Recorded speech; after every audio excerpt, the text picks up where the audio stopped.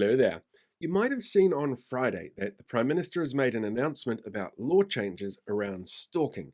And I, for one, think this is an absolutely brilliant idea. Since I've been doing this, I've noticed an increase in the sort of behavior that this law might actually cover, which would be really useful since nothing has come of anything, including the death threats. But them's the breaks, I guess.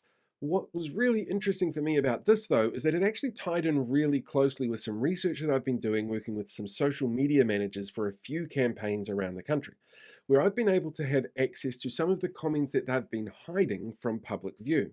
And there was a really specific reason for that. I wanted to see exactly who it was that was making the sort of comments that people felt they had to hide, and what the policies were that these campaigns were putting in place. Is it a total free for all? Anybody can say anything they want? Or were there particular guidelines that they were putting in place to maintain a safety element of people accessing their content online, which is something I'm a big fan of?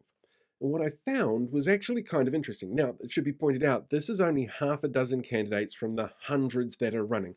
This is certainly far from being an exact science or a really large polling demographic, but there were some interesting trends that came through in this, like the fact that female left leaning politicians were far more likely to get angry, hateful, violent comments come through, or that right wing politicians, particularly males, almost got a free ride.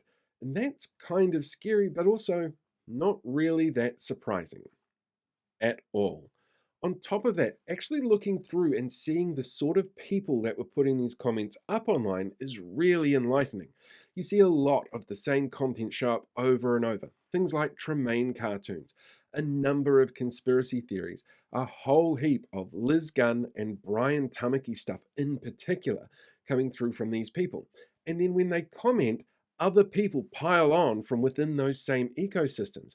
It's almost like they're being encouraged to do so, to create violence. And when I say violent rhetoric here, let me put it this way. I can show you a comment like this, and this is not the worst that I came across. There were actual physical threats of violence to individuals and their children. And that kind of thing is really, really worrying.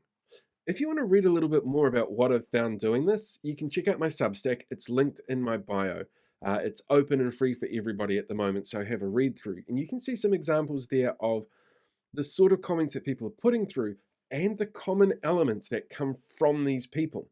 They're elements that we should be aware of really carefully going into an election campaign. But I think it's really important as well to remember that the candidates that are putting themselves out there are facing this every day. And so while, yeah, we might not necessarily agree with their politics or their stances on things, they're doing something kind of brave when you see what it is that they're up against. And we all need to take that on board and be really careful of the sort of people that feel that these kind of threats are absolutely normal and totally justified.